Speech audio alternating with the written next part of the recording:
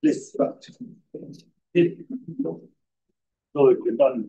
Kindly be seated. Great, sir.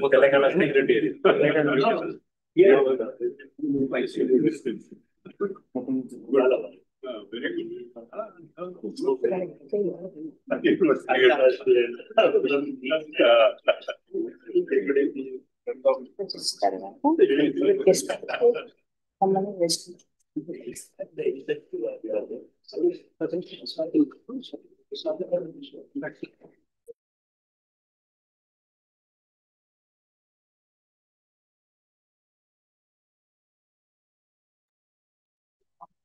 It is a pleasure to welcome you all to this roundtable on capacity building for digital education through ODDL, the way forward. Today, we all stand at a point in the evolution of learning where technology is not just a tool, but a transformative force reshaping how knowledge is accessed and delivered. From virtual classrooms and AI powered tutors to open educational resources and immersive learning environments, digital education is redefining the boundaries of what's possible. Yet, with innovation comes responsibility. To ensure equity and accessibility and quality for us, the roundtable brings together diverse voices. Let us get started by inviting the dignitaries onto the stage. First and foremost, I invite our honorable chief guest, Professor Peter Scott, the President and CEO of the Commonwealth of Learning, our Honorable Vice Chancellor, Professor Sitaram Rao Sir, Professor V.S. Prasad Sir, Professor V. Sudhakar,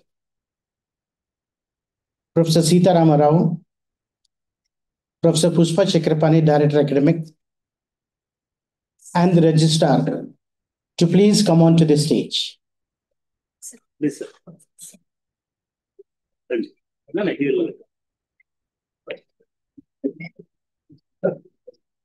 Yeah, he can.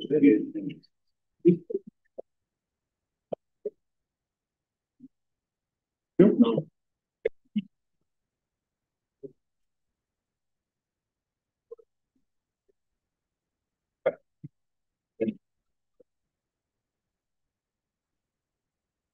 I now request the Director Academic and the Registrar, along with the Vice Chancellor, to welcome the delegates with presentation of a flower bouquet. Yeah, you'll get lot of flowers. Everywhere meeting. Professor Peter Scott.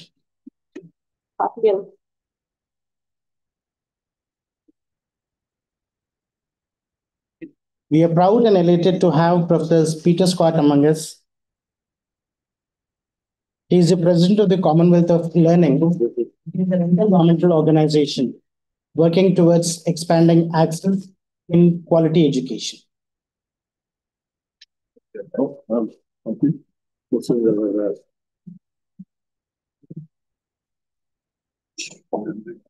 Silver. Yes, sir.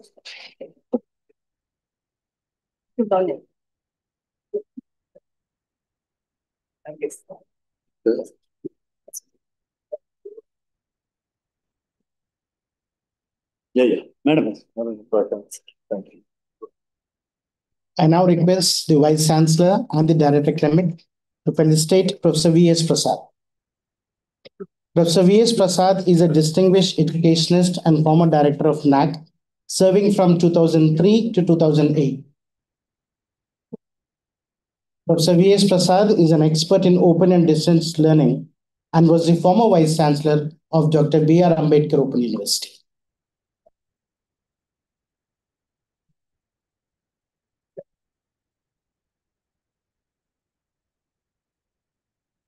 I now request our Honorable Vice Chancellor, the Director Academic, and the Registrar to to felicitate Professor Sita Ramarao sir.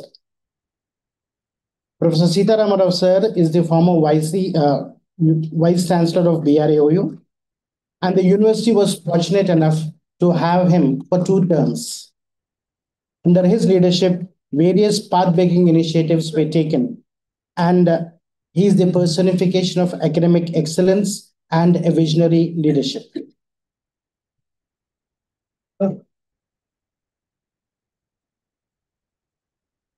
I now request our Vice Chancellor to felicitate Professor V. Sudhakar. Professor V. Sudhakar served as a professor of education and as the Dean of the School of English Language Education, and also as the Director USR of the English and Foreign Languages University. Professor Sudhakar was also a member of the Executive Council of EFL University. We're indeed glad to have him here.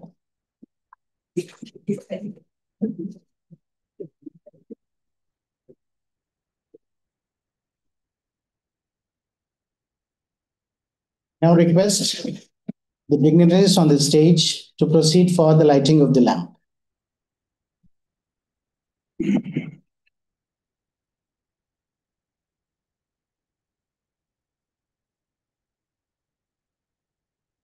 Yes.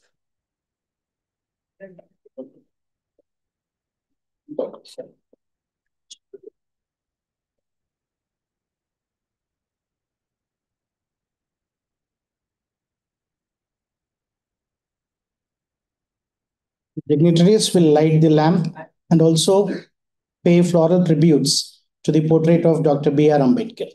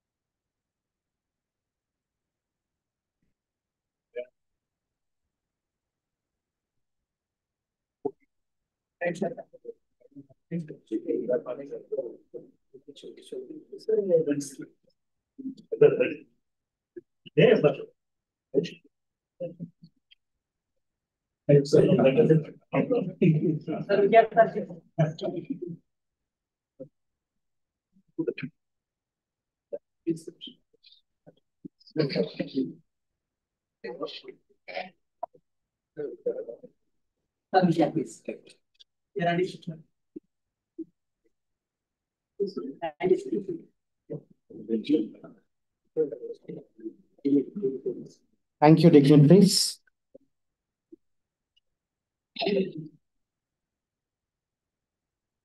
This roundtable has its roots in the Memorandum of Understanding entered into by the University and the Commonwealth of Learning.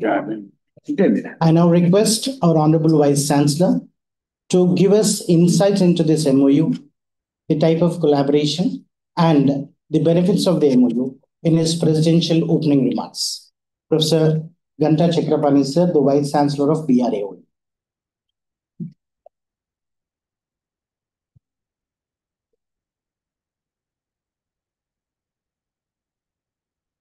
Good morning, dignitaries on the dais and off the dais, my colleagues from Dr. B.R. Ambedkar Open University, and fellow vice chancellors from state open universities of the country, and very particularly Professor Peter Scott, Commonwealth of Learning President and CEO. I welcome all of you for today's roundtable on capacity building for digital education through ODDL, the way forward. First of all, my apologies for being late. Of course, it is because of a very significant and historical signing of MOU with, at CM's residence. Honorable CM gave time, more than a half an hour we spent with him. and he was very much impressed about our journey. And he expressed his happiness as well as he extended his support, for this agreement and the facility which is going to come up in our campus. Friends, today we have a very great leader of Commonwealth of Education, Commonwealth of Learning. Professor Peter Scott is here with us. And around 10:30, we signed an MOU in the presence of Honorable Chief Minister. And the outcome of MOU is we are going to establish a AI-based digital lab at Dr. B.R. Ambedkar Open University. That laboratory is going to help us in developing capacity building programs, number one. And number two, a very robust LMS for Dr. B.R. Ambedkar Open University. And number three, we are going to build a kind of consortium of open universities, all state open universities of India. And we are also going to extend training facilities to all the teachers working in Telangana state government from KG to PG. We are going to create a facility to reach out every student and every teacher in this state. I'm really proud of this kind of facility here at Dr. B.R. Ambedkar Open University. And the Honorable Chief Minister very clearly said the government is going to support this consortium and also the facility we are creating in Dr. B.R. Ambedkar Open University. So this is the basic idea of having a basic theme of MOU. So from today onwards, I think in very short period, we are going to have a kind of a digital university kind of features. I'm not saying we'll become digital university, but we reach our audience and we reach our learners. We reach across the nation, across the states digitally. So Dr. B.R. Ambedkar Open University from today onwards is going to be one of the very pioneering institutions in the world in digital education. Sir Peter was while explaining the whole idea of this facility at BRAOU, he was telling to Chief Minister that this is first of its kind in the world. COL is going supporting, this because, and they want to help us in creating the world's first and best digital platform here to strengthen distance education in India. Not only India, of course, in Asia also, there is no such facility so far. I'll just, quickly, because we are already late and, very eminent panelists are here to discuss on capacity building. Here, just, 4 points I'd like to briefly explain the gist of MOU which we entered today. One is faculty capacity in technology-enabled learning, TEL, and artificial intelligence. The idea, we are named this institution, organization as IDEA. IDEA is Integrated Digital Education Academy. We are establishing an integrated digital education academy to reach every corner and every institution which is offering ODL. So this is named as IDEA. The first objective is to enhance technology-enhanced learning to all the teachers working in ODL. Number two, to develop an integrated learning management system, LMS, blueprint and shared services. The idea will guide educational institutions to adopt an interoperable LMS architecture that is mobile first, multilingual, and analytics enabled.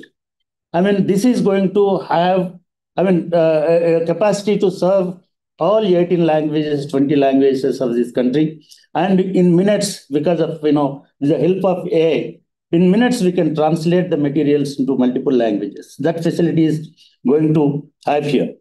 And number three is we are going to establish through this MOU virtual labs adoption with local facilitation. And we are having virtual laboratories. And with this virtual laboratories also, we are going to help all the institutions serving here, whether it's engineering colleges, degree colleges, or our institutional benefit. And that facility is also created here. And number 4 is Regional Digital Learning Consortium. Yes, recently, our friend is here from Kerala Open University. Recently, we formed a consortium of state open universities of India, and this facility is going to be, a kind of support to all the open universities in the country. With these 4 basic objectives, today we signed this MOU. Now I request Peter to show that MOU copy to all my colleagues here. Yes. Do this one. Yes. Thank you.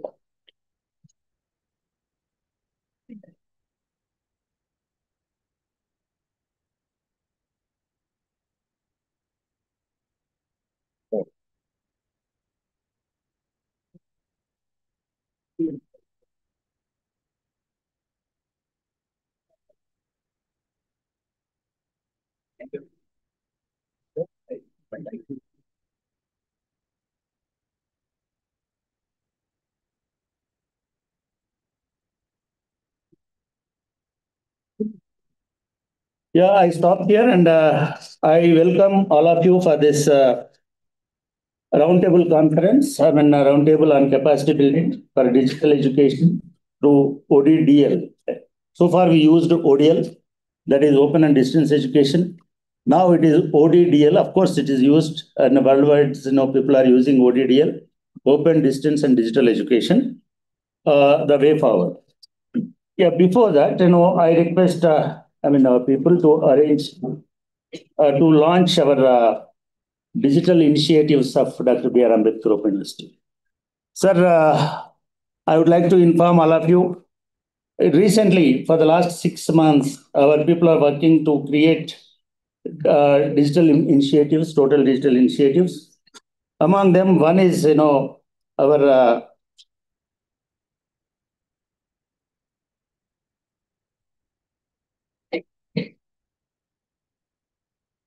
do you have any paper here?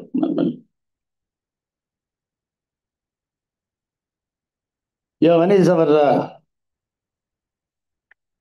web radio service. Of course, our AVPR EMMRC is working to develop this web radio service for a very long time. When Professor Vadanam Srinivasrao was there, he initiated the task, and now it is totally completed, and we are launching this web radio named as Highbrow. Highbrow is our web radio. I request. What is it ready? Yeah. I request Peter to just click on that and launch the web radio of Dr. B.R. Ambedkar. That is a highbrow.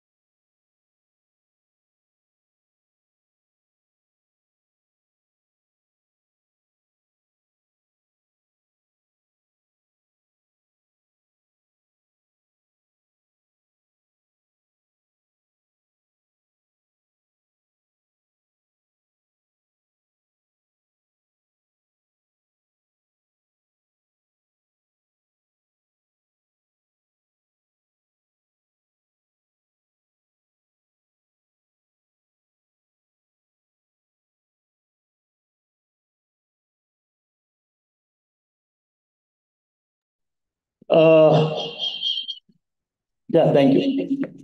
Peter, recently we developed the employability framework of Dr. B.R. Ambedkar Open University. I proudly say Dr. B.R. Ambedkar Open University is first open university to develop employability framework with the support of Commonwealth of Learning and SEMCA. And they trained our teachers in three different locations. And our teachers came back and prepared a beautiful framework for Dr. B.R. Ambedkar Open University. Apart from developing the framework, Peter, we have entered collaborations with five major industry leaders. That is one Tata Industries and TCS Ion. And VHub is a very robust kind of capacity building for a women entrepreneurship program. And third is Retailer Skill Council Association of India. And fourth is Sri Ramananda Tirtha Rural Institute.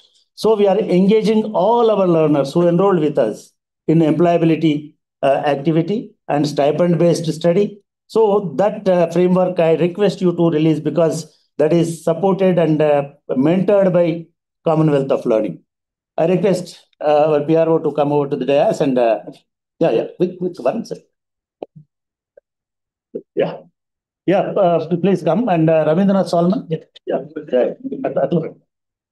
Please. Sir, please.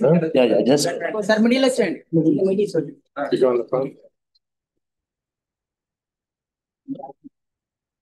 So request Professor Prasad and Sitaram Rao Surakar sir also to join us. Surakar sir, you please come. Yeah. Please. Yes.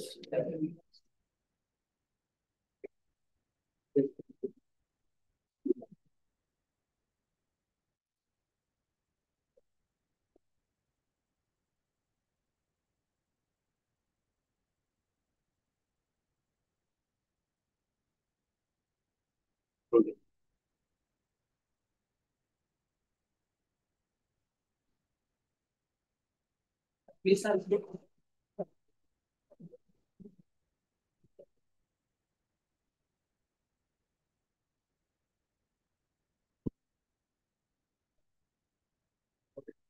Thank you.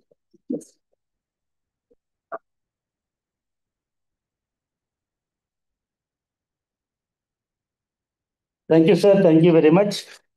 Now we have to start our roundtable. Of course, because of short of time, I think now we listen to our chief guest, Peter Scott. He will deliver his lecture. His message and speech. Of course, it is named as keynote address in a roundtable manner.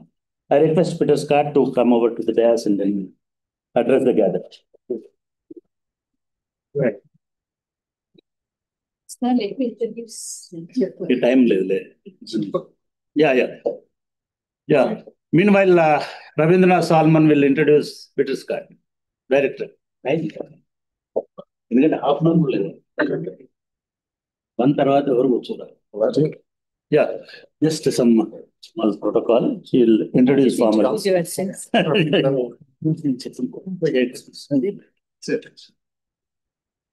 As pointed out by the Vice Chancellor, coal has been a driving force behind all the major initiatives taken up at Dr. BRAOU, and this MOU will be another step in this direction. We greatly value this collaboration and will leave no stone unturned to operationalize all the initiatives taken under it. Professor Peter Scott's contribution in the digital realm have been noteworthy and path-breaking. His expertise in open distance learning is the key for its growth. Having such a person in our midst is in itself a proud moment for all of us. I request Professor Pushpa Chakrapani ma'am to introduce Professor Peter Scott to the audience. Introduce yourself. Half an hour. Just 2 minutes. Respected dignitaries on the dais and off the dais, and my dear colleagues from the Open University, and also my dear students. It is my privilege to introduce a truly distinguished leader in the global open and distance learning community, Professor Peter Scott, the 5th president of and also the chief executive officer of the Commonwealth of Learning, COLE, Vancouver, Canada. Professor Scott began his academic journey at the University of Sheffield, UK, and later spent do for transformative decades at the Open University of UK, where he led the Knowledge Media Institute, an internationally renowned center for artificial intelligence and education. His leadership has constantly been the forefront of reimagining how knowledge can be created, shared, and accessed. His subsequent roles as Pro Vice Chancellor at the University of Technology, Sydney, and later as President of Athabasca University in Canada, further strengthened his global influence in the digital learning space.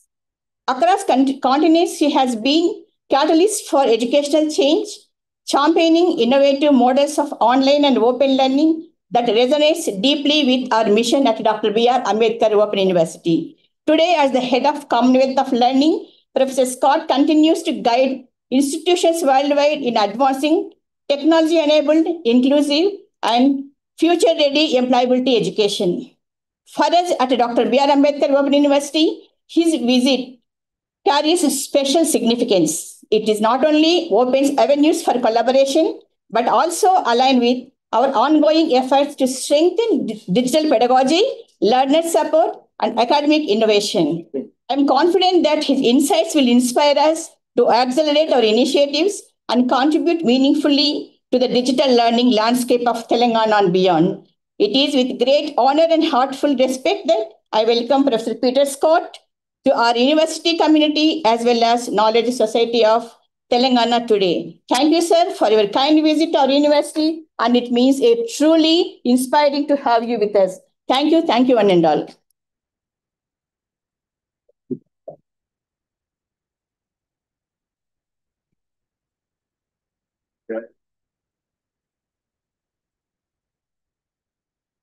So thank you very much for that incredibly warm welcome to Telangana and to Hyderabad. I am delighted to be here. It's great to have agreed an MOU with this great university. That's always better. It's always better to get the microphone. I'm delighted to be here representing the Commonwealth from a long history of connection with open universities myself. I spent some, at heart, a psychologist. I know that people are the only interesting thing on our planet, and got to grow to love technology and artificial intelligence when I was a young lecturer in Sheffield University, and starting to build in those days when it was impossible, intelligent tutoring systems. I went on to the Open University in the UK, where I was happy to serve for something like 20 years of my academic career, looking at innovation and change for that university. And then I went on to an innovative university in Australia, and finally I was privileged to lead my own Open University, which was Canada's Open University, Athabasca, in Alberta. And now I'm delighted to be having been born and raised in Asia, delighted to be back in the Commonwealth of 56 countries, trying to bring together education as a driving force to include all of the world's population. The Commonwealth of Learning has been working with you for a very long time. Since 1988, when we were established after the 1987 meeting of the heads of the Commonwealth, which happened to be in Vancouver at the time, they agreed that the third Commonwealth multilateral organization would come out of London and come into a little bit more of the Commonwealth, and established it in Canada. We also have a base, which is SEMCA, as you've heard and you know well, in India. We're established as a diplomatic organization, and part of our job is to persuade government to do the right thing. And actually, I'm delighted to have learned over the last couple of years of my work, the governments really do want to do the right thing. I'm delighted to meet so many politicians who are engaged in education and love education and know that it is a pathway to peace and prosperity. You cannot have economic success unless you have a population that learns. You cannot have peace if the population cannot learn to live together and cannot learn to live in harmony.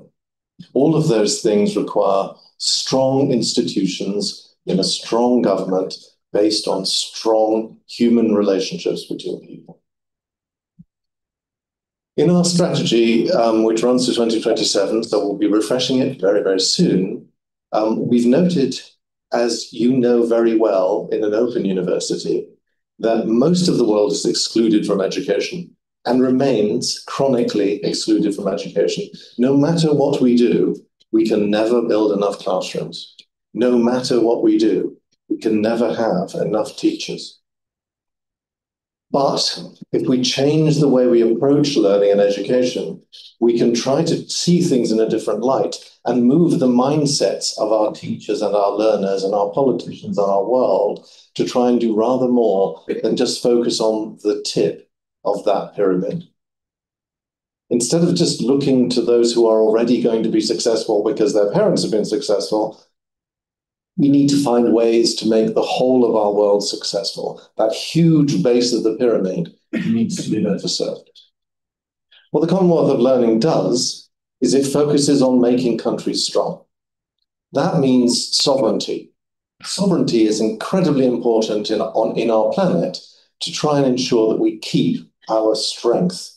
Sovereignty as a person, sovereignty as a community, sovereignty as a country. And when there are dangerous things happening to our sovereignty, we should try to ensure that each country is strong and in that strength, friends with others. The multilateral relationship of the Commonwealth is a good one. It's not a zero-sum game where you must lose in order for me to win. We bring something together to the party, we create something new together, and in that creation, in that sharing, in that openness, we have something that will benefit all. Part of helping governments to understand that strength and their sovereignty, which by the way includes data sovereignty in a world of AI, is to help them to identify their critical superpowers. I know that you know, as open learning professionals in an open university, that all of your learners have superpowers and it's your job to unlock them. And you know you've unlocked it when they walk across that stage and accept that award. Those are the most heroic times in our world where our true superpowers are released with our learners. That's the best feeling we get when someone recognizes the work they've done, recognizes their credential, recognizes that success with their family. Those are very fulfilling moments in the life of any open university. And while most countries, well, not most, while some countries in the world are privileged to have one open university, India has 18, actually probably 19 by now, of which the very first is the place I'm standing. That heroic strength and helping the government of this country and the government of this state and the government of the whole world to understand the superpowers that they can then unlock is part of the job that I try to do. And in that are the things we do with you, including the work we've just agreed this morning. Strengthening your institutions to normalize access and equity is really important. The base of that pyramid can't be reached unless it's part of our new normal, and our old normal will never do that. That does mean some change. It means change in us as much as it means change in our students. And then sometimes, right at the very base of the pyramid, we must look beyond institutions, where governments and institutions cannot reach, where schooling, for example, needs to be thrown open. We'll need to engage a whole community to do that. It will take a whole village to unlock the skills and allow access, for example, to many of the world's women and girls who represent a significant proportion of the disadvantaged. So our organization tries very hard to do that. And we do it in a variety of different ways. There's a whole bunch of projects that are core to our work. Our reach into all of the regions of our world, including Canada, including India, including the Pacific and the Caribbean, involves a great deal of effort for us. So I'm delighted to have been able to come to India this time, and I'm sorry that it's taken me 2 years to do that. We also reach at all levels of schooling, from open schooling through the work with teachers being one of the most important players in any game that involves helping learners learn, providing guardrails around that. Vocational education, higher education, and then a range of very specific projects. I will note that while there are 56 nations in the Commonwealth, India represents over half of the population of those 56 nations. And part of that is because India is so enormous and an interesting opportunity and challenge for you. But also, the Commonwealth contains some of the world's smallest countries. Some of the world's smallest nations are in our community. And if you're in the Maldives and you're spread across the ocean beneath you, here on the map, beneath you is the Maldives, heading out towards islands, Mauritius and the Seychelles. These are islands that are threatened by so many things. And for India and for the rest of the Commonwealth to be a good friend is critically important. So I've highlighted here a few of our innovation projects. These are some of the things we are changing just now, and they include a number of the things that are in our memorandum together. Number one, of course, that we're changing because we can change it in 2025 through to 2030 is an understanding of what good looks like. You don't know what good looks like in the 21st century. Well, that means if you're probably not designing for a mobile phone in your thinking, you're probably not reaching the people you want to reach. There's a sense in which if you're not thinking mobile first, you're probably locked into an older model, and we'll need to do some work on how you get to do that. If you're not thinking flexible credentials and flexible uses of credit, and credit which could even be exchanged with other institutions with the learner in charge, then you're not thinking about the next 5 years, 10 years, 3 years. If you don't have a perspective on AI and how very, very dangerous and exciting it is, then again, you're missing what's happening on the planet right now.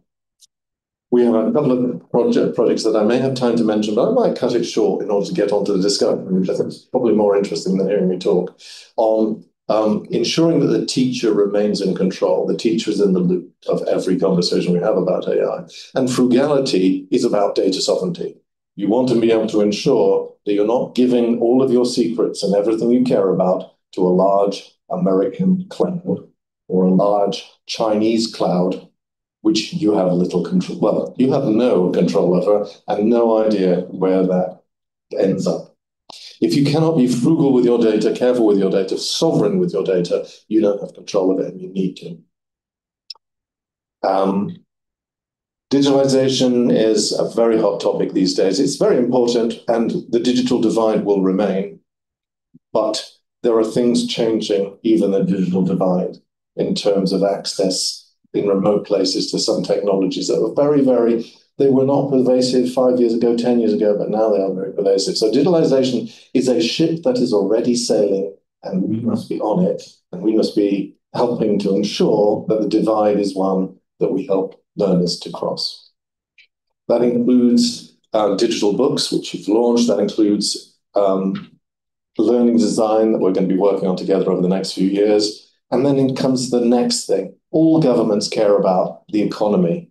The economy is at the heart of peace, and where peace is not in our world at this time. So critical for most communities who care about learning is that you try to think less about curriculum. And as academics, we know we love curriculum. Curriculum is the thing we do best.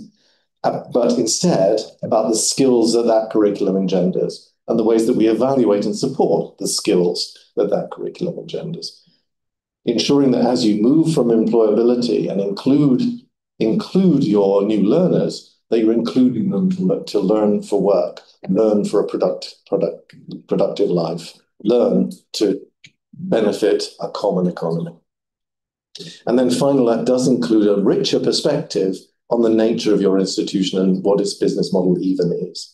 That's one of the most challenging things that we're trying very hard to help institutions with now. As you start to change, that means that change must work. In order to work, it needs a good business model. In order for that business model to make sense, it has to make sense to all stakeholders, and it has to include a lot of partners. So all of those issues turn into the issues for Open Online, which I won't spend time to talk about because I think you kind of get all of these. From those projects come these issues. And I'd just like to say there's a rich media mix in all design that relates to how the elements of a learning design can come together. This is a picture I used to illustrate to some of my colleagues at the Open University, perhaps 10, 15 years ago. about what a rich media mix looked like for David Attenborough's Frozen Planet program that we were shooting with him. We would helicopter David out to an iceberg. He would get out. Our team would skidoo for weeks to get to the same spot, and they would coincide arriving. David would sit in a sleeping bag on a seat, and when he was ready for his shot, he would unzip, leap out, perfect one take, get back in the sleeping bag. Even in those days, he was an elderly gentleman. And he produced a fantastic set of pieces of a narrative arc that we wove into some great materials and great courses. But we did all of that work in a context of the rich experience of all of the media. So it came along with the helicopter view, the overall thing that you would learn, turned that into a poster that we gave out to the general public. It came into a series of small courses that had rich learning materials in them. So at that time, we built simulations where you could see the ice melting. You could see the polar bears dying. You could see the change that was being wrought in the change to our frozen planet. And then we tied it into a whole range of social experiences where learners could discuss some things together, and in due course, at the end, drove them through to study. One of our most successful things, as I say, that was a few years ago now. But it's a good model. In terms of richness, you've launched your own radio today, radio, audio, critical elements where the human voice in the right language at the right time, saying a good thing, can absolutely underline the richness of the resources you create. This is a view from some things I had the privilege of building again, maybe 10 years ago, which is still as good today as it was then, still as powerful, still as impactful. And when you're a learning designer, you think a bit about the process of the design that we'll be talking about together. At that university, at that time, and this is still the case, was very much of a team game. Academics shouldn't feel they're on their own. They should feel part of a team. They should be supported by your center. They should be supported by the evaluation of what they do. They should understand that there are very different things they can be doing over and above simple communication, information, and production. In what way could you understand how you're bringing experiential learning into the materials that you have? In this course, which is an evaluation at the time, there was no experiential learning, and the academics producing it hadn't even thought that through. No academic learning, but they had integrated the assessment into the learning. It wasn't just a thing to wait for the end for. They had started to think about how valuable assessment can be about helping you to benchmark where you are at certain times through learning. So learning design is a great topic for us to be doing some work on over the next few years, helping you to see how that then embeds into a system to support you. This example comes from work that I did at my Australian university, helping them then to think a bit about how each of those elements could come together in a powerful learning management system. Each element connected together, each connected to social, each allowing you to interact with others while you brought those materials together. Again, clear voice, clear interaction throughout, a clear story from the academics. There's no reason why video can't look beautiful. I spent a lot of time trying to make video look beautiful. And one of the most beautiful things you can do is use your background and make everything on white and embed it into the page so the voice comes from the page. And that lovely young academic teaching accounting is there with you. But it's also social. This is an example of the interaction we required students to do in this module before they could start. Before they could start, they had to talk to each other. Before they talked to each other, they had to evaluate what each other was saying, and as peers, to reflect, and then they could proceed into the module, proceed into the conversation. And throughout, as I say, one of the best things you can do is start with their likely experience being these days, and even in those days in Australia, a mobile first one. As a device to get into to learning, many of our learners at that time would be using this. I'm guessing you have a few learners who use this as well, right? So it's important that together we start to think about what good looks like in that context.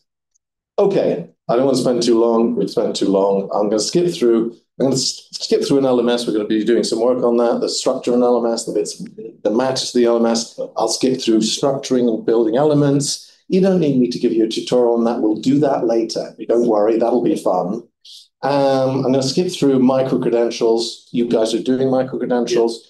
This is my perspective in that university at that time on how micro-credentials could take an imaginary learner, who we call Satya, through her experience of interacting with our institution. And through that, connect materials together, change the nature of even the conversation with you as academics, getting to change the lexicon and the rules of engagement, where the words you use about what you do help you rethink what it means in the process.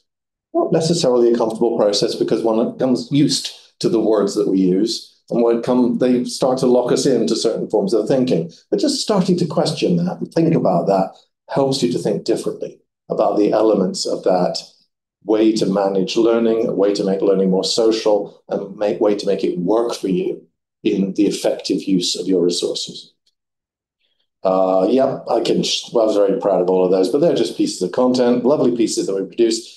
The cool thing for me, which we cannot yet do, is properly work as sister institutions across a state, a country, a planet.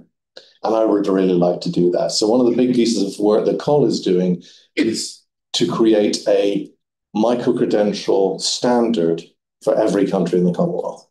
We are about halfway through that work, and we have a number of countries on board. Now, India is special compared to all of the other countries, and we're going to do something special for India because it's a special. You already have great strength in that area, which others do not have. The advantage they have is they can do it quickly. The advantage you have is you already have a lot of it. And those are different advantages, shall we say, that each come with certain cost. So this happens to be an example of an Australian example, because I had to be in Australia at the time, of tying all of those different micro-credentials from all of those different universities into a common platform. But even that only works within the country. I would love it to work internationally. I would love it to be part of a wider picture for global peace. I could talk about business models. We'll talk about that later. Most of this is not directly to do with higher education. We've started our business model work this year. This is a piece of work trying to help vocational education change how it does its business model, and teach the teachers. And as the list of countries here does include India, but that's not at the higher education level. And I will say something about this. Sorry for taking so much time. Am I okay for time? 2 more minutes? Yeah. 2 more minutes. Very kind, sir. Keeping the teacher in the loop is critical. This example that I wanted to share with you is some work that comes out of one of the Indian IITs, who are helping us to build a platform to help teachers to produce resources. And the interesting thing about this is that whilst over a very few days, our groups of teachers in countries such as here, Jamaica, Kenya, and Nigeria, were able to generate, 1,500 decent resources that were all usable in their judgment. It's the quality control that matters. Knowing what good looks like is important. And probably about a tenth of those were, so 10,000 resources, and about a tenth of those, 1,600, were quality assurable. Which is still pretty good. That's actually excellent. You're producing an awful lot of stuff. It's all good. It's all usable. It'll all help. But actually, just about 1,000 of those things you produced are really, really good when independently quality assures. And that's really important, the knowing what good looks like and delivering what good looks like. And we're now turning all of those things, again, with the help of an Indian technologies company. You guys are so lucky to have the power of technology just at the bottom of your hill, to transform that into a prototype that we could distribute on a closed device, on a domestic piece of kit that doesn't require any cloud, doesn't send any corporate data to anywhere else that isn't yours. So finally, Col produces a lot of stuff, but it's not the stuff we produce. It's the way we produce it. We produce it in common with everyone who's in our partnership, which is 56 nations who are prepared to work together, and all of their institutions. So common and shared and open. Open for us together is a very, very critical word. I'll finish by saying India clearly has superpowers that make it very different.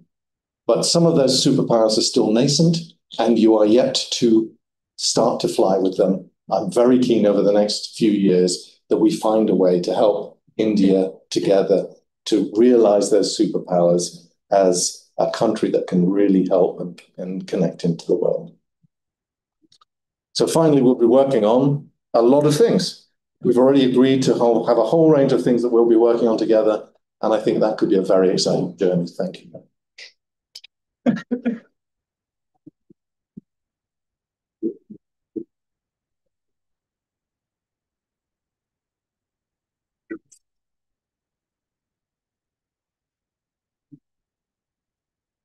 Thank you, Professor Peter Scott, for sharing Gold's mandate with all of us and giving examples of how to keep teachers in the loop of learning. Now, the roundtable on the topic capacity building for digital education through Oddl, the way forward will begin.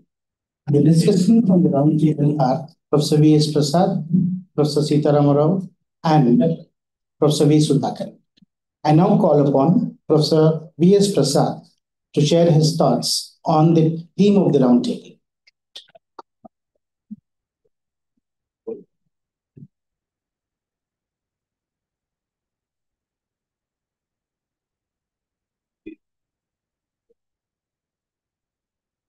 Professor Peter Scott, President of COL, Professor Chakrapani, Vice Chancellor of this university, Professor Sitaram Rao, my former colleague, Professor Sudhakar, very distinguished educationist, Professor Janakraj from Kerala University, Open University, Professor Vainandan, former Vice Chancellor of YCMOU, very distinguished guests, my colleagues, friends. I am very happy to participate in today's program. It is a great opportunity for me to learn many new things. Also, appreciate the great collaborative arrangement between Ambedkar Open University and Commonwealth of Learning. In a way, Ambedkar Open University is 5 years older than Commonwealth of Learning. See, so both the institutions, this collaborative agreement is really a great development in the progress of this university. I'm very happy to observe the progress of this university. I would like to particularly start with thanking Professor Chakrapani and his team. During the last 1 year, a lot of efforts were made to bring all the changes in the staff. So I'm very happy to observe the progress. Today, I would like to share with you some of my views on the theme of capacity building in digital education through Oddl. Particularly, my focus of presentation is on institutional capacity building in the use of distance teaching in Oddl. Why I am focusing on institutions? There is a need to build the capacity of all stakeholders. Yes, there is a need to build the capacity of learners, capacity of teachers, capacity of the policymakers, capacity of all the stakeholders.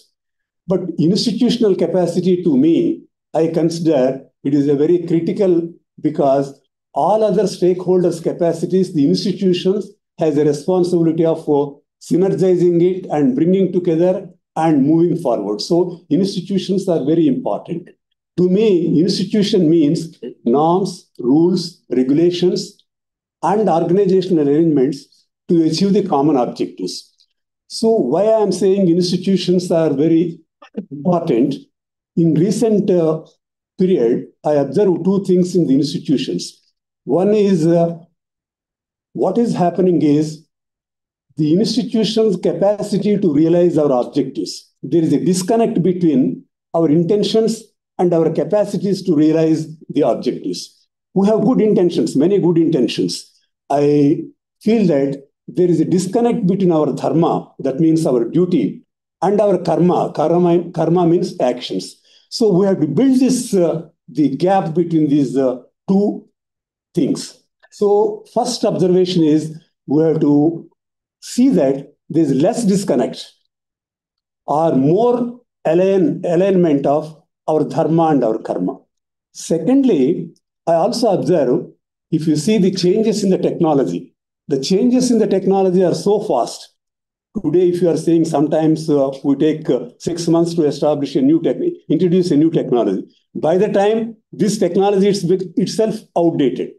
So what is happening is the fastness in the developments of technology and changes in the society and institutional capacity to change.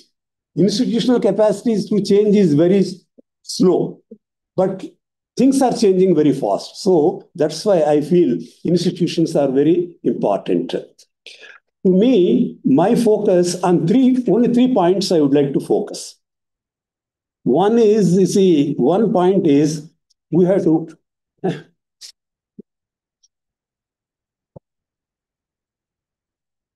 the first point is we have to align the use of digital technologies with systemic goals and nature of ODL. I feel very proud about working in an open university system.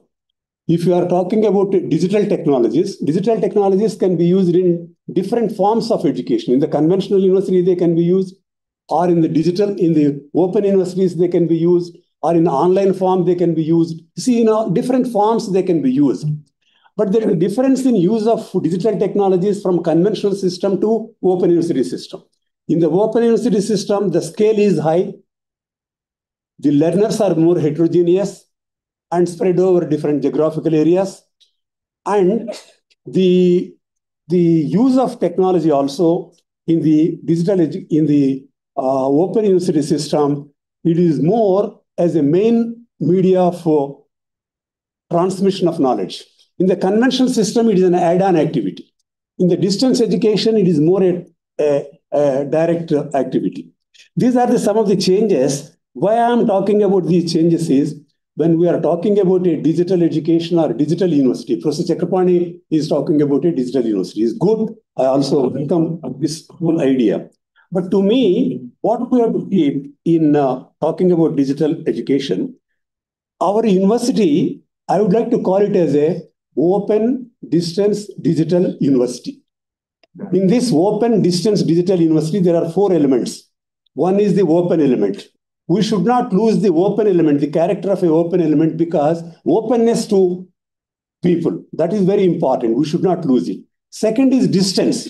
What is the distance education and distance university? Distance education to me is nothing but providing inclusive, quality education at sustainable changes with sustainability and use of technologies overcoming the limitations of the time and space.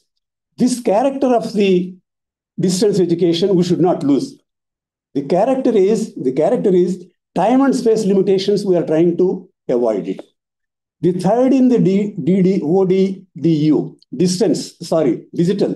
Digital is to me in a common use electronic tools and techniques.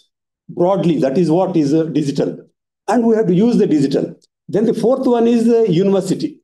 That university element also, we should not lose the university character.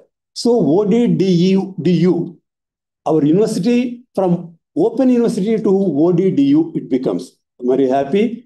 And now the COL is helping in many respects in developing the digital labs, REC, LLMs, and all those things. This is a very good development.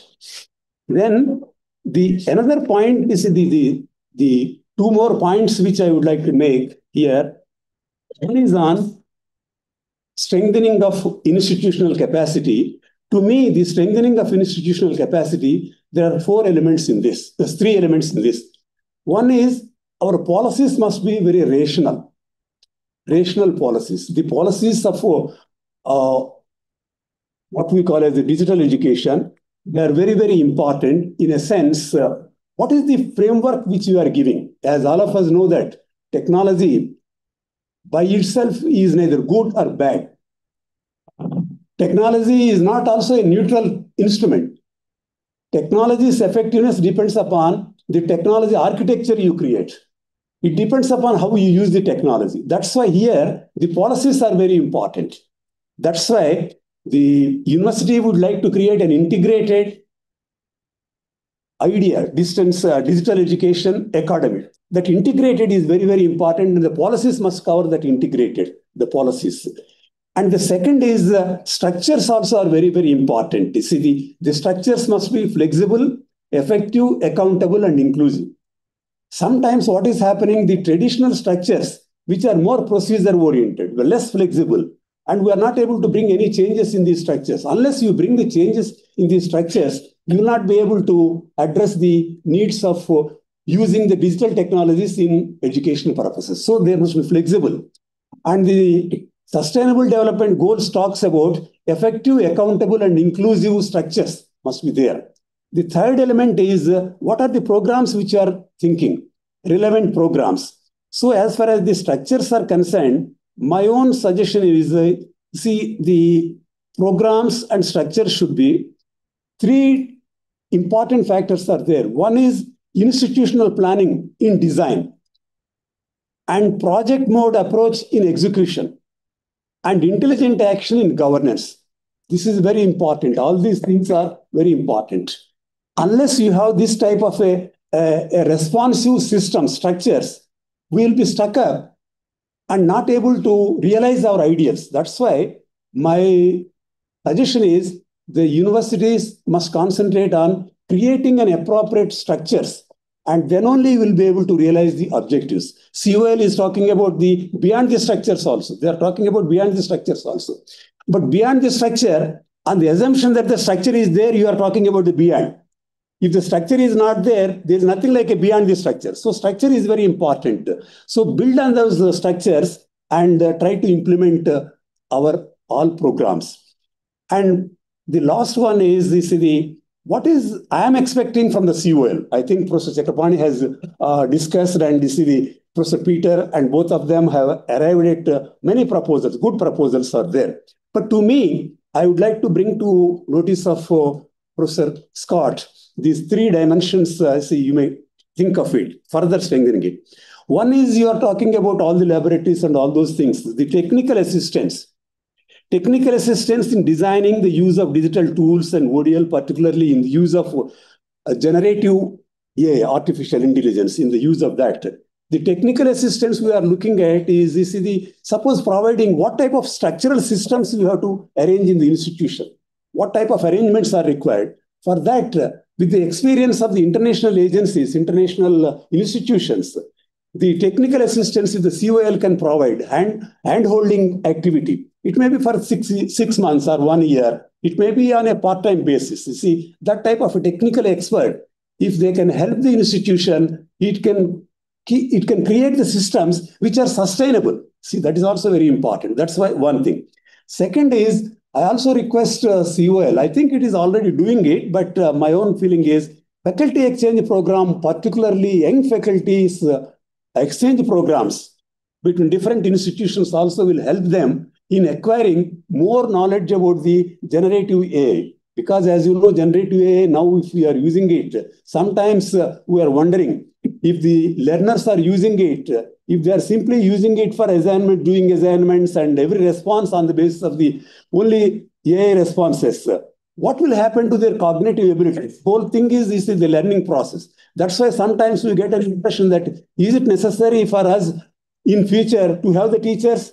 Only AI will replace all those things. It may not be possible, but the danger is there. What will be the effect of AI use in the learners? What will be the effect of AI use in teachers? You may say that teachers also, instead of writing lessons, okay, AI use the AI and write the lessons. All the resources develop it. Then what is the use of teacher? What the teachers will do? So the cognitive role of teachers and learners and how you integrate it. Here also, the faculty exchange program also may help it in teachers, particularly young scholars, young teachers exposing it. The third suggestion I want Professor Peter to consider is what is called as a leadership program in generative AI, artificial intelligence. When I am saying leadership, particularly the leadership play a very critical role in operationalizing it or in executing all these our programs. So the COL can think of organizing some sort of a program of a leadership training program or leadership orientation program for the senior faculty also, or for the senior management team, where they acquire more latest skills in implementing all these programs also. Some of these suggestions, I think they are already doing all those things, not that anything new I am suggesting. I am only very happy that this activity is being launched today, and the government support is there for this, and under the leadership of Chakrapani, I wish that this university will move forward, and latest developments. What is happening is, you see, the ODL, the basic philosophy of the ODL, even after 40 or 50 years in 1982 to today also, I think the basic philosophy, there is a validity, it is still valid, and we have to continue that. The basic philosophy of using education as a tool for social transformation.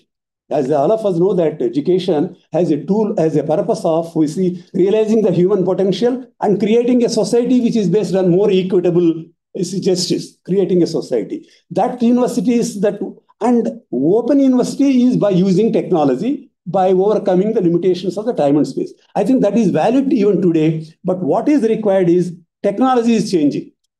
That is what is required. Technology is changing. So far, 30, 40 years, we mainly based on the print technology. Now we have to base on the digital technology to serve the learners better. Ultimately, all the digital technology must result in learners acquiring more competencies or more capacities. Capacities means, ability to do the job, whatever it may be. That is what. So I am very happy that particularly employment and all those things you are talking. But my own focus is institutions build the capacity of the institution to realize the goals. That is my central theme. Thank you very much for this opportunity, and I wish the university very well, and thank the COL again.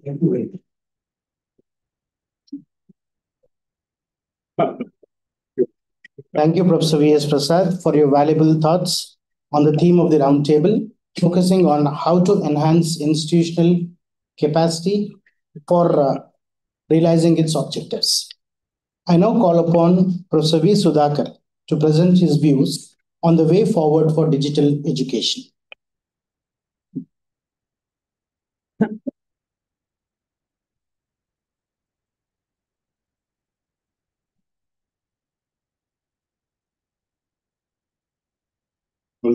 Vice Chancellor, Professor Ganta Chakrapan garu, and the chief guest of this university today, Professor Peter Scott, and respected Professor V.S. Prasad garu, Professor Sitaram Rao sir, Professor Pushpa Chakrapani, Professor Vainandan sir, and distinguished faculty, and my dear students. It's a great honor to me to stand before you all today. It's a great opportunity for me to share some of my ideas. I have come here with certain concerns. Friends, I came from a so-called modern university, which was established by the state after independence, where we claim that we create knowledge. In universities, we claim that we create knowledge. And the knowledge which we claim as knowledge is a very partial and very narrow aspect of the entire universe of knowledge. But we represent university, we come from university, so-called modern universities which we have established. And what we do in university, we think that that is knowledge. And we are creating knowledge, we are disseminating knowledge, blah, blah. And if you look at the so-called modern or conventional, whatever the language which you use for universities, I'm not talking about open universities. universities have marginalized many systems of knowledges. Many epistemologies of people were suppressed and were not considered at all in their curriculum. They have not taken to the fold of the university, into the framework. And claiming that the knowledge is only possible through university. And universities are places of universal knowledge. This is a very false claim, because many systems of knowledge, which are in different vocations, different cultures, which have not come into the so-called mainstream modern university, they are, but we make a false claim. Most of us have that kind of false consciousness, in our universities. I have come from such university. And the epistemology, which the foundation of such universities is, by and large, most of you are aware, that it takes evidence-based so-called scientific reason. We celebrate science, whether it is social science or natural sciences. We claim that scientific reason is the foundation for our creating evidence or evidential knowledge. In response to such kind of university culture, where we have entertained narrow disciplines, we were not allowed to cross the boundaries. We were doing all sedimented, very narrow disciplinary practices in our universities. Such kind of universities existed in this country for a long, long period. Fortunately, an intellectual response to such conventional modern universities is the emergence of open university system. Open universities started considering not just so-called scientific knowledge, but also other forms of knowledge which are existing in the social space. That is what actually happened in the emergent genesis of open university system. Not just a particular way of looking at the world, but there are, open university believes that there are multiple ways of creating knowledge. There is a multiplicity. That idea itself is the foundation of open university system. And open universities taught us that how one can cross the boundaries, how one can do multidisciplinary work. And knowledge is not just confined to certain one discipline, but knowledge is, it is very, very flexible. It is very, very, knowledge can be expanded. You can see, unification of knowledge in different systems. Friends, open universities, philosophically, it is giving us a different kind of platform where we can reach, people across cultures, across the nation. That is the message which most of the open university system it gives us. But the concern of mine today is with regard to the kind of ecosystem which is building in this country and in the entire world, the global world. The ecosystem is mostly, it is reducing everything to technology. This is my concern.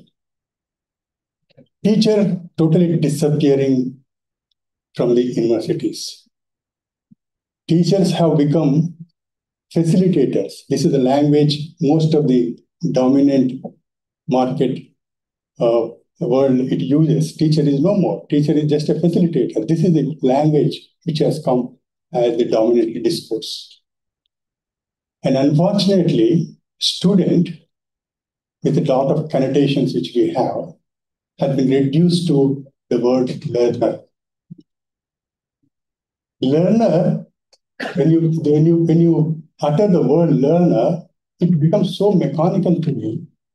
When I look at student, maybe I have a different kind of notion of student. So this entire language which is emerging, aligning with the so-called market economy, we need to be very cautious about it. This is a major concern today. And there is the entire system is building a rationality today that if you are using up-to-date emerging digital technologies, you become educated. What is education? What is not education is technology is going to decide. So that is that kind of reason we need to be very critical about it. Open universities have a lot of challenges, especially in constructing the content, the curriculum. That's a very, very important bit. How, through technology, through so-called emerging technologies, how best we can build empathy in students.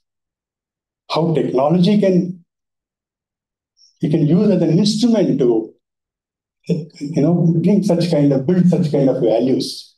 How my students, you may call it learner, but I call it student, my students can empathize, and live and passionately think about other people for the welfare of the entire country. I want such kind of students. How technology can contribute in building such kind of value system in our university, open university. And the responsibility, that's very, very important. How students can become responsible citizens. So how technology can contribute for that. So everywhere you need to think about human values and thinking about people's well-being, welfare. These are the important ideas which we need to bring in, aligning with technology. That is the major concern today before all of us. Thank you very much for giving us this data. Thank you.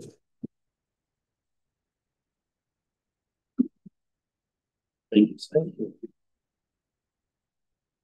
Thank you, Professor Sudhakar, for elaborately describing the foundational principles of open universities and also expressing concerns on the depleting ecosystems of education. I now call upon Professor Sitharama Rao sir to present his views on the theme of the roundtable.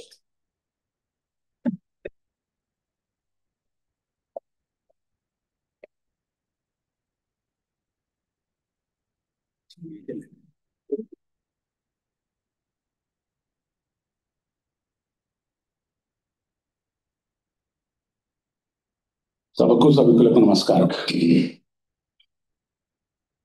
Good morning to you all.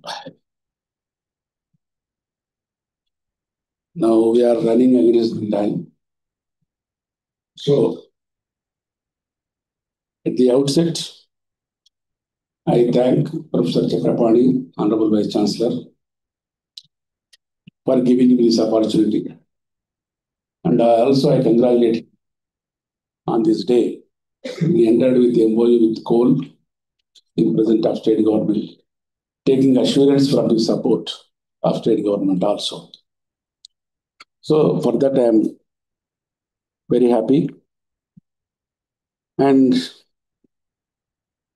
I also recollect my association with Professor Peter Scott. I met him twice, once in Calgary in 2022, and also in his office after he became CEO and president of coal in Vancouver. Very nice of him. Last year I met him. Very nice of him. He's such a person. He gave me just 15 minutes time, but he spent more than half an hour with me in his office. The main topic of our discussion on that day was building consortium of open universities in India. Today, I will try to briefly focus on that important aspect. Recently, the Vice Chancellor's conference held at Nasik. Our Professor, Honorable Vice Chancellor was also there. And they have also taken a decision to build consortium of Indian open universities. And they have formed a small committee as a secretariat to take the issue forward. That is also very important. In continuation of the Ahmedabad Declaration, that decision has been taken. And our Honorable Vice Chancellor is main coordinator to take the issue forward. In continuation of that aspect, I would like to say my opinion. In a world deluged with irrelevant information, clarity is power. That is most important. We are filled with a lot of information. That clarity of power should give us understanding of present needs and also consequences of immediate future, not the long run perspective of vision like Viksit Bharat 2047. That is a different story. So, yesterday also this discussion has come on observations of Yuval Noah Harari. Professor Prasad was mentioning yesterday, and he said the same thing, sir. And then another important saying is also there. We are not supposed to lose knowledge in information, wisdom in knowledge, and life in living. It's also a very famous quotation. English literature people know very well about this.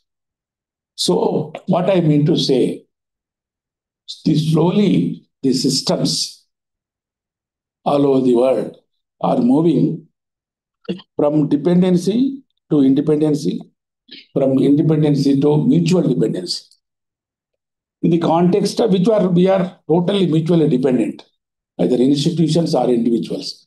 No one is totally independent. So in the context of globalization and also in the context of information highway revolution through communication networks, this is the most important thing we have to keep in mind. So this is in this context, the capacity building of institutions will play a very primary, crucial role. Here we have a concern with the capacity building of our open universities as a whole. And simultaneously, the competency of individuals working in these institutions will also improve in the process. But we have to have a separate focus on individual competency building and also mainly focus on the institutional competency. So in the process, either institutions or individuals should become masters of technology, not students. That should be the whole purpose. So, coming to the question of for consortium, discussion on continuation of consortium, why we need to improve the capacity, improvise the capacity of institutions, that is open universities, and what is the main purpose and how consortium of open universities help in this process. These are the very important. I will try to briefly say in this regard. So there are 3 or 4 points are there, not more than that. Collaboration and resources sharing is the important to promote collaboration among the open universities. So resource sharing is the most important thing. Both intellectual, physical, and technological resources need to be shared through review and improvement model as developed by the Commonwealth of Learning recently. That should be the model to build the capacity of institutions of open universities. And at the same time, as co-panelist Professor Sudhakar said, there are a lot of innovations are going on in the field of education, but we are not able to catch it up. The one is the digital way of learning, and whether it is a learner-centric or student-centric, whatever it is how to promote this digital learning without losing the personal contact between the students and the teacher. That should not get victimized in the process. So at the same time, learner support services need to be viewed in a different way. That is most important point. We are providing study material and various other services we are providing. But at the same time, how to improvise. Generally, we try to conduct the classes, online classes, for 50-50 or 60-40, 70-30, which is correct model, we don't know. It may differ from one paper to another paper, one course to another course. But how to decide is most important. The combination of both these online classes and also person to this classroom teaching.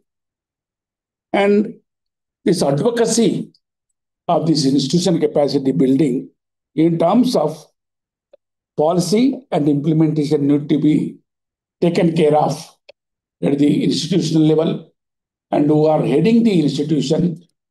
And at the same time, in the context of internationalization of the open distance and digital learning, COAL will play a very important role here as a international coordinating agency of these various open universities, especially for India. As our chief guest said, there's a lot of future is there. There are 18 open universities, one national open university or central university, whatever it is. We are having that. So apart from this, one more important aspect is research and development, R&D. This R&D is very, very crucial in the context of the fast-changing situation, fast-changing technology in the field of education.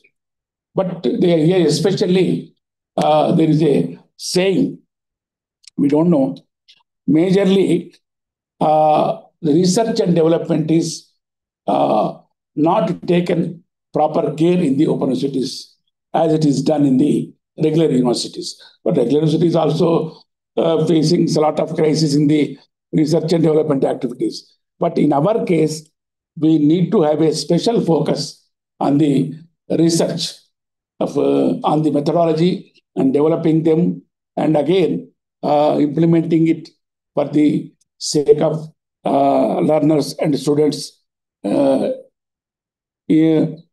development and also their thing. So like this, these are the major aspects.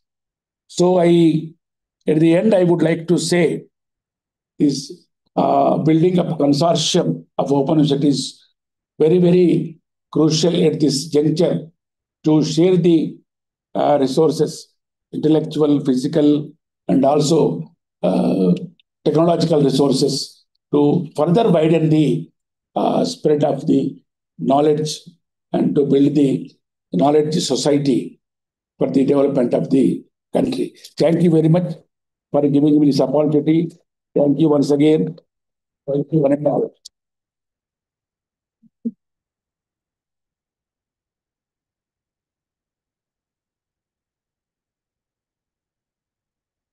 Thank you, Professor Sitaramara sir, for raising pertinent questions.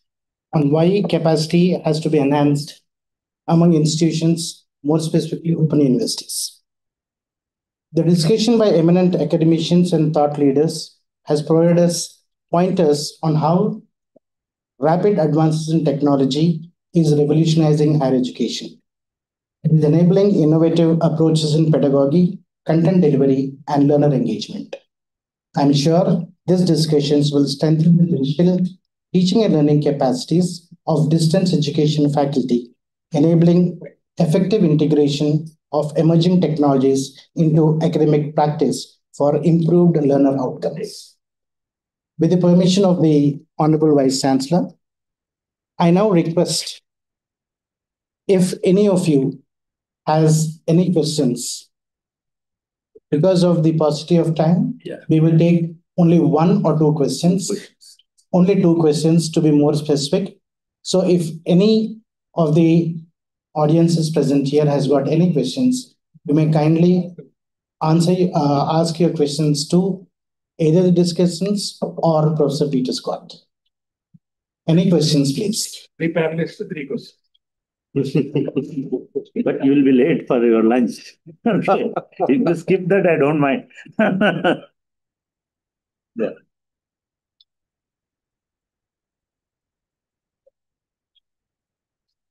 Questions? So our panelists are very clear.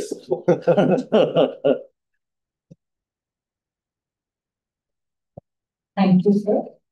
Respected dignitaries on the dais and on the dais. To listen this insightful roundtable.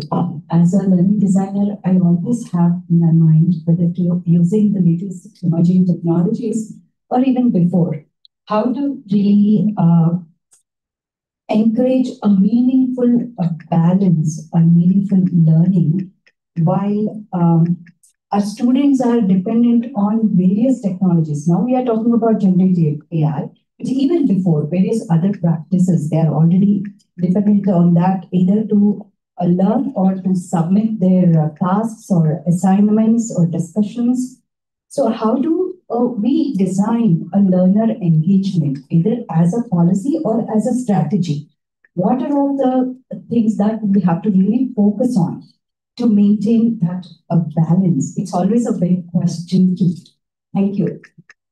This is, I think, I would like Peter Scott to answer first, and then because he mentioned about learning design and learning engagement. Thanks. Thank you very much for the question. And it's a really important issue. One of the things I'd say is we have a tendency to fall into a trap of believing that there's a right way to go about it. And my strong belief is that actually a rich mix of alternatives is possible to create. So by and large, when we're designing learning pathways and curriculum, which we love to do, academics have done that for hundreds of years. And it's become a very robust way of telling stories in an academic voice. We have a tendency to try and insist that students follow along that pathway and only that pathway, and they use them we currently have in front of them. So you can get locked, whatever your knowledge system is, you can get locked into a certain way of thinking and doing. I'm very keen to empower the student to take as many different approaches as possible to address a question. So that means you have an opportunity to frame the issue in terms of narrative in a book, have an ability to frame it as a video with prompting questions. You have an opportunity to have a radio interview that works its way around the issue and it comes a different behind. In actual fact, the richer your mix of design, the better, in fact, the opportunity is for the student to reinforce and to re-understand each time they ask it, that issue. There's a cost to that, of course. And it is the case that you have to think very carefully about how each of those bits of approaches to an issue are different from each other. And that's actually what that good learning design is. It's actually making each way you address the question sufficiently different that it appeals to the learner in different ways. And I do like the word learn. I think it's very empowering.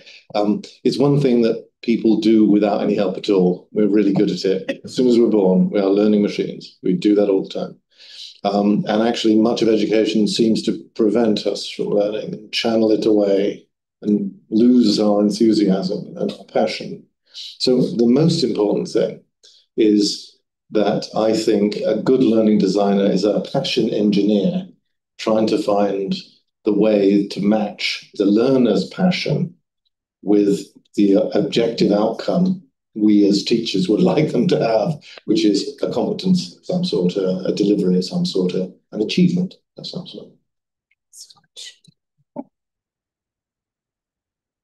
Yeah. A short question, sir. Yeah, please be brief. Yes, sir. Good afternoon, sir. So change is inevitable, but how do we address the resistance of digital transformation among the teachers? Since you are from the psychology background and you love people, so how do you address this? Very, very happy to answer that one as well. In fact, as I said, actually all teachers are passion engineers anyway. You don't enter this profession because you have to, by and large. You enter this profession, it's not going to make you a lot of money. It's not going to make you a lot of fame. It's not going to lead you to fortune. It's actually because you believe in something and you care about something. So actually, all you got to do is, in everything in life, you simply got to line things up and align things. So in working with teachers who are resistant to an approach, they're often resistant for very good reasons. It's a matter of uncovering and working out what those things are, and working on an opportunity for them to see a good thing. We ran a very successful program in University of Technology Sydney on being a better speaker, but we didn't call it being a better speaker. We actually called it something much more exciting and interesting, where the people taking it didn't realize that they were learning to be a better speaker. They actually thought we were helping them to make good short videos. But actually, in making good short videos, which they needed to do for their work, we actually made them a much better speaker, because we taught them a whole bunch of stuff they weren't even thinking about at the time and would never have enrolled as teachers. They would have never thought, I'm a good speaker. I've been teaching all my life. You do not need to tell me how to engage a classroom. But actually, you know what? We're all learners, can all learn. You can always improve. That's the whole point of going through life and growing. So sometimes it's just finding the right angle to get that. Sometimes you can disguise a major lesson inside a simple thing. And we know as teachers, we do that anyway, right? We can disguise our lessons as other things. But engaging passionate teachers actually is really not that hard, I think. The sorts of resistance you get is for other reasons than the fact that they're not passionate about the subject and really don't want to do the thing that will bring their students closer to the thing they love. So,